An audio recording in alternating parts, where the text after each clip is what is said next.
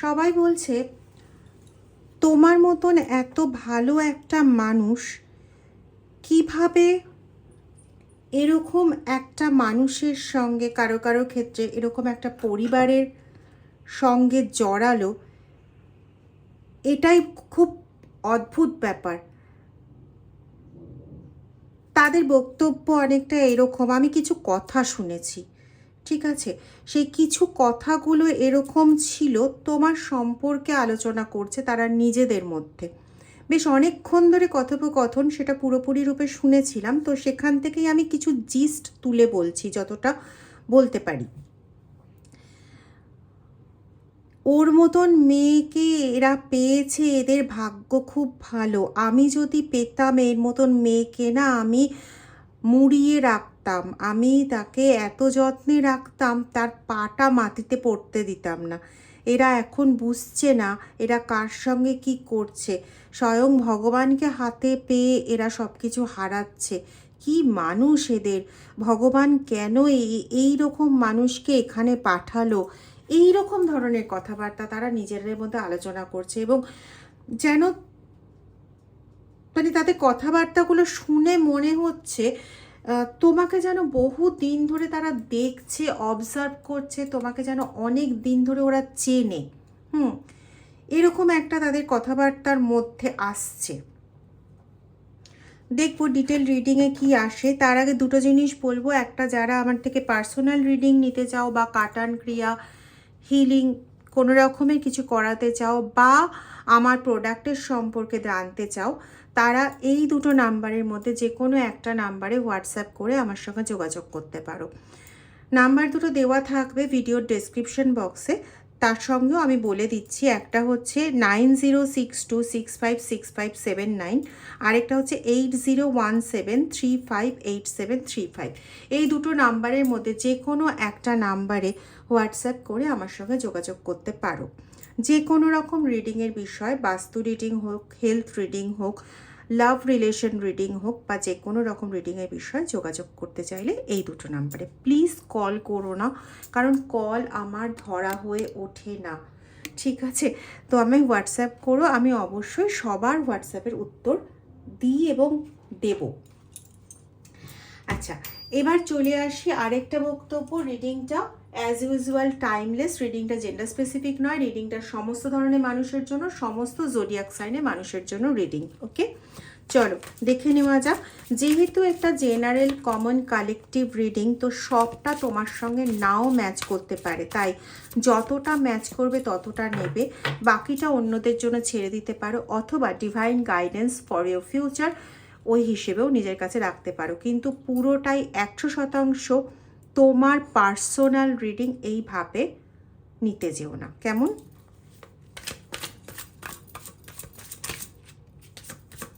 আচ্ছা, আরেকটা কথা আমি একটু বলি, সেটা হচ্ছে কেউ যদি ভাবো যে নিজে সঠিক কাজ করছো না, অথচ আমার মুখ থেকে এরকম কিছু শুনবে যে কোনো রকম অ্যাটাক হয়েছে, কোনো রকম ব্ল্যাক ম্যাজিক হয়েছে, কোনো রকম এরকম ধরনের কাজ হয়েছে, তাই জন্য আজকে এই পরিস্থিতি, প্লিজ তারা পার্সোনাল রিডিং নিতে এসো না। কেন বলছি? কারণ আমি কোনো মিথ্যের আশ্রয় নিয়ে রিডিং করতে পারবো না।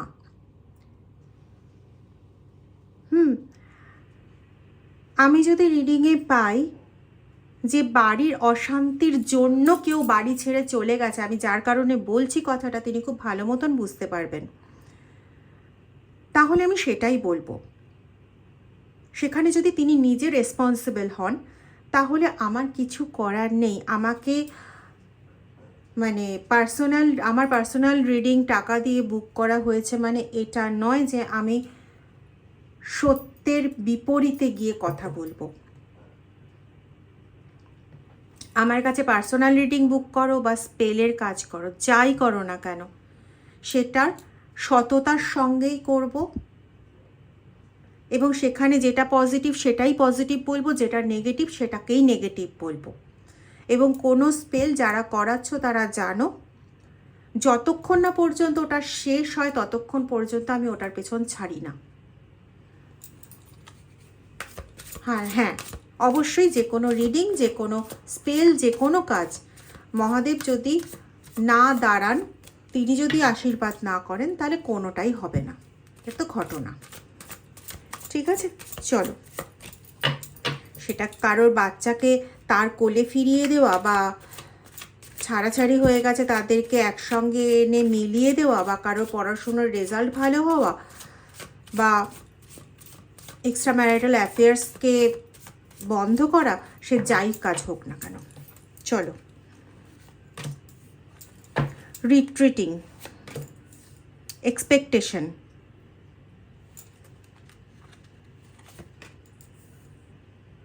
আনলাভেবল,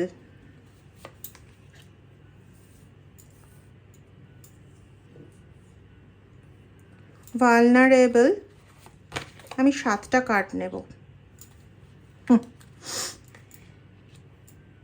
ইয়েস, সেই আলোচনাটাও আমি শুনেছিলাম, কিন্তু বলিনি। যখন কার্ড এসছে এবার তোমায় বলতেই হবে। তোমার সাথে যে ব্যক্তিত্বরা রয়েছেন, সেটা বন্ধু হোক, তোমার অফিসের কলিগস হোক, কি তোমার বাড়িতে ফ্যামিলি পলিটিক্সের সঙ্গে যুক্ত ব্যক্তিরা হোক, যাই হোক না কেন, একটাই বক্তব্য, ইন ভেরি শর্ট, তারা কেউই এমন পার্সন না যারা তোমাকে মন থেকে ভালোবেসে তোমার সঙ্গে যুক্ত হয়েছে। তারা দেখে যে তুমি একটা কাজের মানুষ, তোমার কাছ থেকে অনেক কিছু জিনিস পাওয়া যাবে, তোমাকে দিয়ে কাজ করিয়ে নেওয়া যাবে, বিভিন্ন পরিস্থিতিতে বিভিন্ন কিছু। আমি এগেন বলছি, জেনারেল, কমন, কালেকটিভ রিডিং। তো বিভিন্ন জনের ক্ষেত্রে পরিস্থিতি আলাদা। কারোর ক্ষেত্রে হয়তো এরকম যে সে উদয়স্ত পরিশ্রম করে যায়, কারোর ভালোবাসা পায় না, বা অফিসে তাকে দিয়েই প্রচুর পরিশ্রম, সমস্ত কাজ করিয়ে নেওয়া হয়, নাম দেয় নিজের। ঠিক আছে, বা বাড়ি পলিটিক্স, অফিস পলিটিক্স, বাড়ির পলিটিক্স, সমস্ত কিছুর মধ্যে তীব্রভাবে আক্রান্ত। তোমার কাছ থেকে এক্সপেকটেশন প্রচুর, কারণ তোমার কাছ থেকে পাওয়া যায় প্রচুর। দ্বিতীয়, তোমার সঙ্গে যারা যুক্ত হয়েছে, তারা কেন যুক্ত হয়েছে? তারা তাদের নিজেদের চাহিদা পরিপূর্ণ করার জন্য, কেউ ভালোবেসে যুক্ত হয়নি। কারোর ক্ষেত্রে চাহিদা হচ্ছে তোমার কাছ থেকে কিছু মানসিক চাহিদা উপভোগ করা, যেটা কিছুটা বলা যায় দেহগত। কার্ড তোমার সামনে আছে। তোমার সৌন্দর্য দেখে তোমার প্রতি আকৃষ্ট হয়েছে এরকম লোকের সংখ্যাই বেশি তোমার চারপাশে, এবং তাদের তোমার জীবনের সঙ্গে যুক্ত থেকে তোমাকে এগিয়ে নিয়ে যাবে, তোমার মানে কষ্টতে, তোমার পরিশ্রমে তোমার সঙ্গে সাথ দেবে, এরকম মানসিকতার মানুষ কেউ নয়। তোমার সুখের সময় তারা আসবে তাদের নিজেদের সফলতা বা তাদের নিজেদের কিছু হাসিল করে নেওয়ার জন্য, এবং তার পরবর্তীতে তারা তোমার থেকে সরে যাবে। এটাই হচ্ছে তাদের মানসিকতা। ওকে,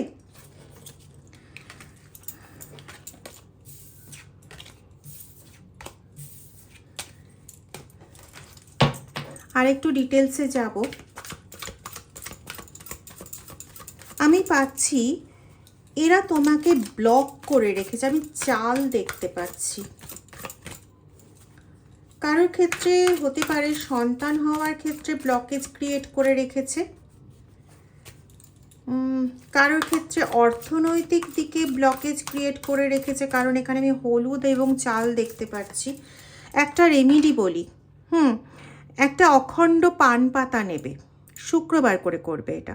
অখণ্ড পান পাতা নেবে, নিয়ে পান পাতার একদিকে হলুদ, একদিকে একদিকে মানে কি, একটাই পান পাতার মধ্যে একদিকে হলুদ, একদিকে চাল, এরকমভাবে রেখে সামনের দিকে চাল আর হলুদ রয়েছে, আর এইরকম জায়গায় একটা প্রদীপকে জ্বালাবে। ঠিক আছে, উত্তর পূর্বমুখী করে প্রদীপের শিখাটাকে রাখবে, এবং 3 মিনিট থেকে 5 মিনিট, তোমরা যদি দীক্ষিত হও তাহলে দীক্ষা মন্ত্র জপ করবে, আর যদি দীক্ষিত না হও তাহলে ওম নমঃ শিবায় হোক কি তোমাদের ঈশ্বরের মন্ত্র তোমরা জপ করবে। ঠিক আছে, আর একটা যেটা এখানে আমি রেমেডি হিসেবে দেখতে পাচ্ছি, সেটা হচ্ছে প্রতি শুক্রবার করে করবে, এবং কটা শুক্রবার করবে এটা কোনো নির্দিষ্ট নয়, ঠিক আছে। আর আরেকটা যেটা দেখতে পাচ্ছি সেটা হচ্ছে প্রত্যেক দিন সর্ষের তেলের প্রদীপ জ্বালাবে তোমার ঠাকুরের স্থানে, মাটির প্রদীপে সর্ষের তেল দিয়ে জ্বালাবে। দারিদ্রতা, অভাব, অনটন, কষ্ট, দুঃখ তোমার ভেতর থেকে অনেকটাই বেরিয়ে যাবে, এবং এটা তুমি জ্বালাবে যখন তুমি সময় পাবে, তখন নিজের হাতে জ্বালাবে, ঠিক আছে। আচ্ছা, তোমার সামনে না সব সময় দুটো পথ খোলা থাকে, যে দুটো পথের কোনো পথই তোমার জন্য খুব পজিটিভ হয় না, কিন্তু ওই দুটো পথের বাইরে অন্য কোনো নিজের মতন করে চয়েস করে নেওয়ার কোনো পথ তোমার সামনে খোলা থাকে না।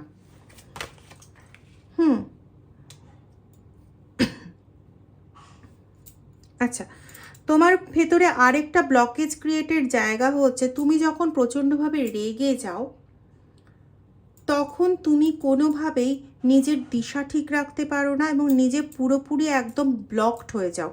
এই জিনিসটা ওরা খুব ভালো মতন করে বুঝে গেছে।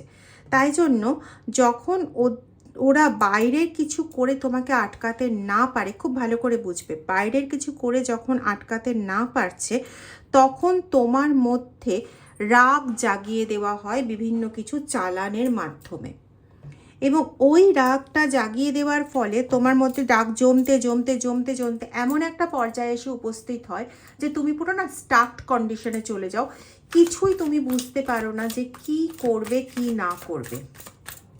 ওকে,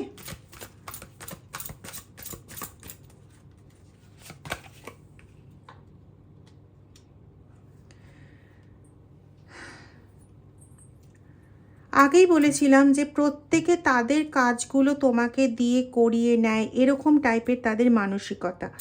তো এখানে প্রচুর কাজের লোড তোমার ওপর চাপিয়ে দেওয়া হয়, এবং এটা ইচ্ছাকৃতভাবেও কিছুটা করা হয় যাতে তুমি নিজের লাইফ বলে কিছু না পাও, নিজের টাইম বলে কিছু না পাও।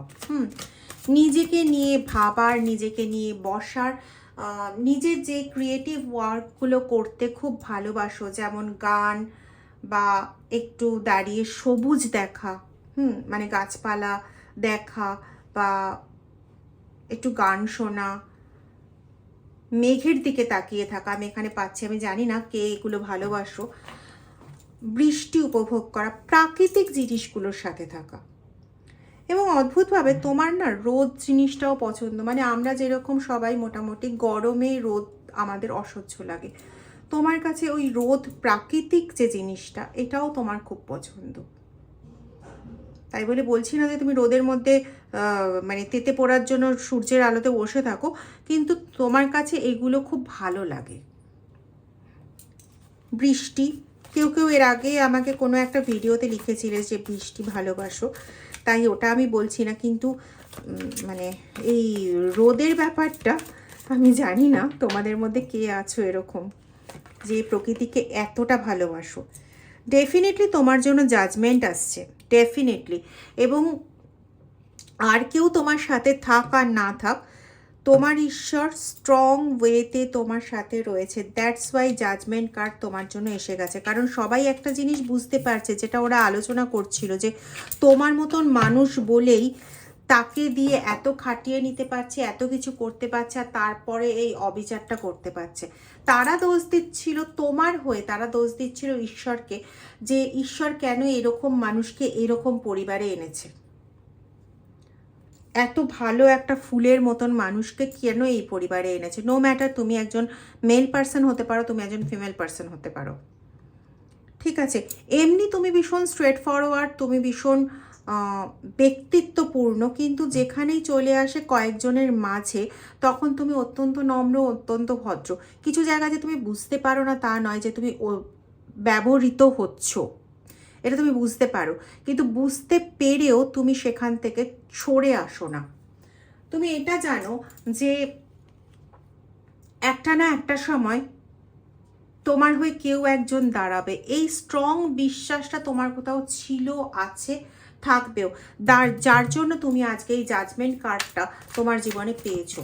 কেউ কেউ 23 বছর ধরে এই সমস্যায় ভুগছো, এই একই ধরনের যন্ত্রণা, প্রত্যেকটা দিন যাচ্ছে আসছে, কিন্তু যন্ত্রণা একইভাবে থেকে যাচ্ছে। সেই আনলাভেবল কন্ডিশন, সেই একটা ইনকমপ্লিট জায়গা। কোনোভাবেই তোমার লাইফের কোনো জায়গাকে কমপ্লিট হতে দেওয়া হচ্ছে না।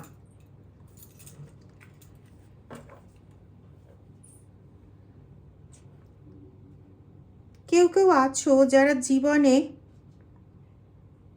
নিজের লাইফে কিছু একটা জিনিসকে অ্যাচিভ করতে চাইছো, আছো তোমাদের মধ্যে,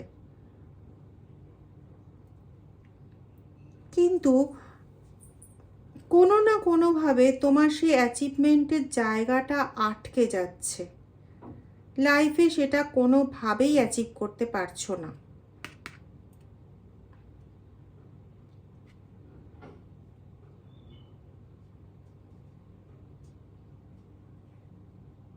ওই রেমিডিগুলো করো এবং তার সাথে সাথে না নিজেকে রোজ একটু ম্যানিফেস্ট করো নিজের সাথে নিজেকে, যে আমি পূর্ণ হবই, আমি আমার সাথে কমপ্লিট হবই। এই ম্যানিফেস্টেশনটা জাস্ট নর্মাল ওয়েতে করো, রাত্রি 11টা 11তে মনে মনে বলবে 11 বার, এবং এতটাই দৃঢ়তার সঙ্গে বলবে যে অ্যাজ ইফ তুমি ফুল হচ্ছ, তুমি পূর্ণ হচ্ছ।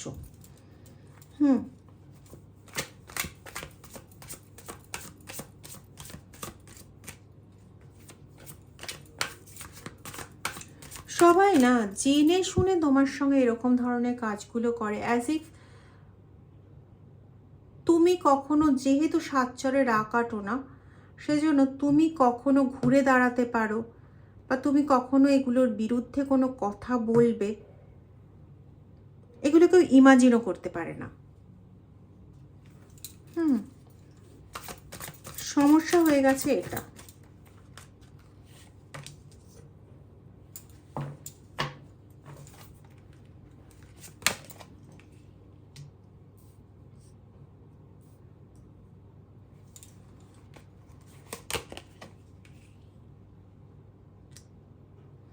তোমাদের মধ্যে কেউ কেউ আছো যাদেরকে কমন রিডিং আমি কিন্তু আগেই বলেছি, তো এখানে তোমাদের মধ্যে কেউ কেউ আছো যাদেরকে না, যাদের সঙ্গে পাস্টে কিছুদিন আগে বা কিছু বছর আগে এমন কোনো ঘটনা ঘটিয়ে দেওয়া হয়েছিল যেখান থেকে তোমাদের মধ্যে একা থাকার একটা ভয় সবসময় তোমাদের কুড়ে কুড়ে খায়। এই জন্য ওই একা হয়ে যাবে, ইনকমপ্লিট হয়ে যাবে। ইনকমপ্লিটটা নিজের সঙ্গে নিজে না, তুমি ভাবো যে তোমার সঙ্গে বাকি সবাই, যে একা থাকতে হবে, আনসোশ্যাল হয়ে যাবে। এই ভয়টাতেও তোমরা অনেক কিছু অনেক সময় মেনে নাও, সব কিছু বোঝা সত্ত্বেও। এটা এখানে এসছে, কার কার সঙ্গে মিললো একটু জানিও।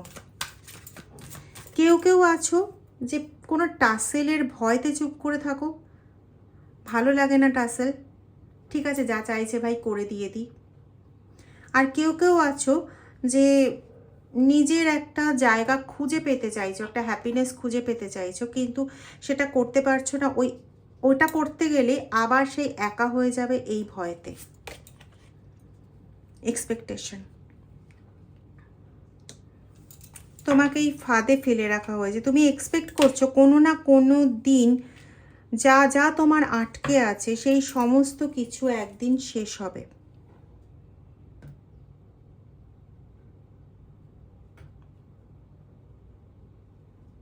ঘটনা এটা শেষ হবে, কিন্তু তার জন্য না এই নোংরামোকে মানিয়ে নিয়ে চলার কোনো প্রয়োজন নেই।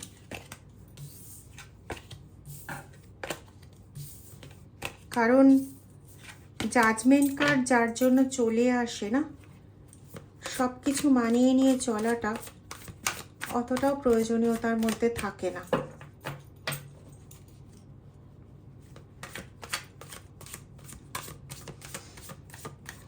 এই প্রসঙ্গে না একটা গল্প বলি। অনেকদিন আগে একটা রিলে দেখেছিলাম, হ্যাঁ একটা রিলে দেখেছিলাম, এরকম কোন পাখির কথা আমি ভুলে গেছি। একটা সাপ একটা পাখিকে বলেছিল যে আমাকে এই জায়গাটা পার করে দাও।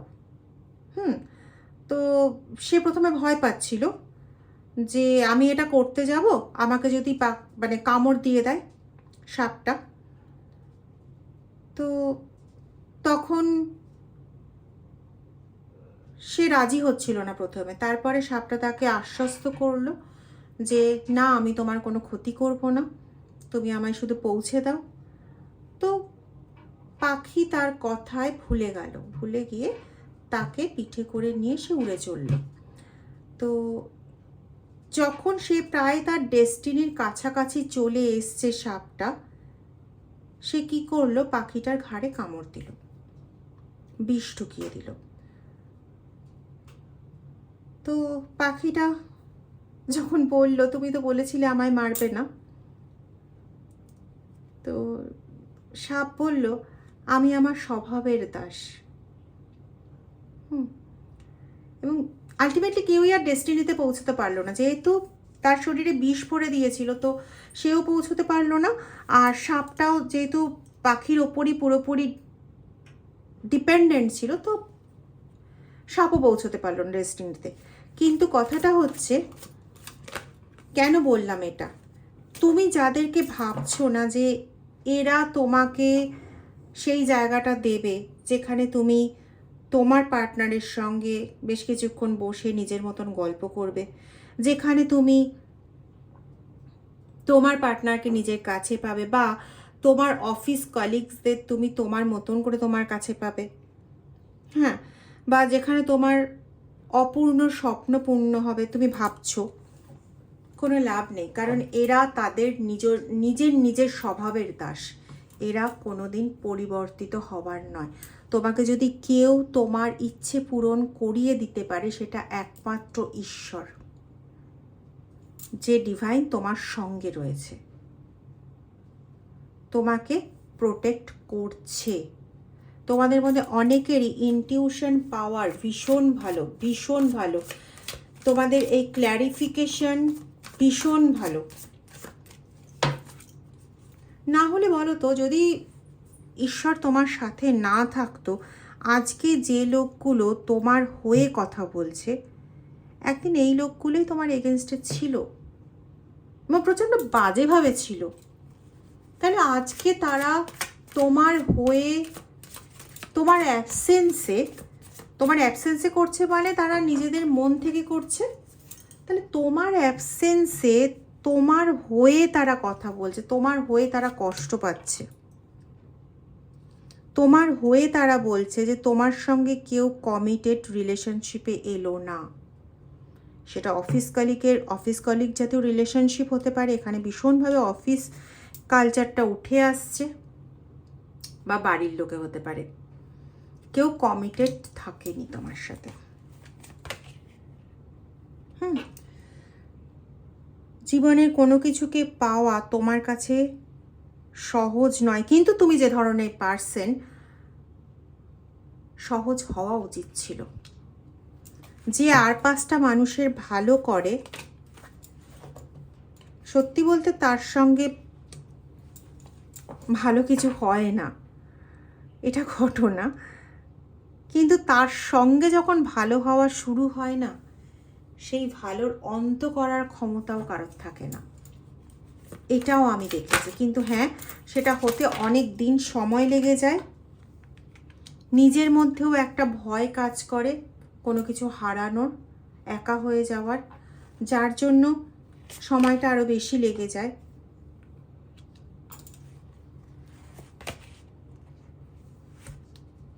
কিন্তু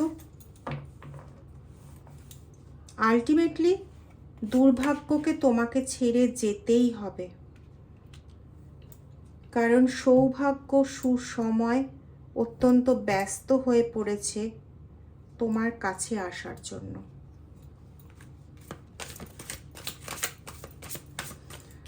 আর 5টা কার্ড নেব, দেখি লাস্ট ডিভাইন মেসেজ কি আসছে তোমাদের জন্য।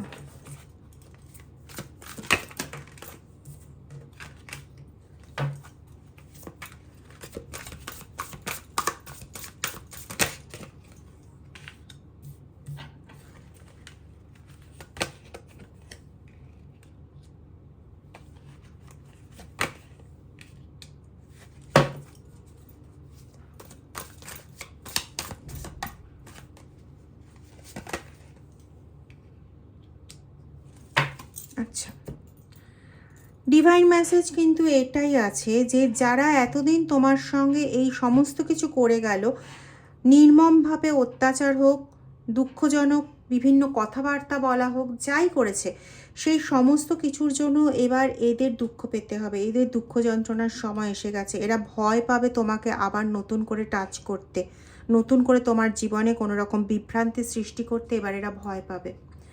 এরা সেই তুমি, আগের তুমি আর বর্তমান তুমিতে কম্পেয়ার করতে, তোমাকে আবার করে পরিবর্তিত করে ওই আগের ভয়ার্ত জায়গায় পৌঁছে দিতে এবার এরা নিজেরাই ভয় পাবে। এদের সঙ্গে পরিস্থিতি এরকম হতে চলেছে, ঠিক আছে? তো একটাই কথা বলবো, নিজের ইনটিউশনকে কাজে লাগাও।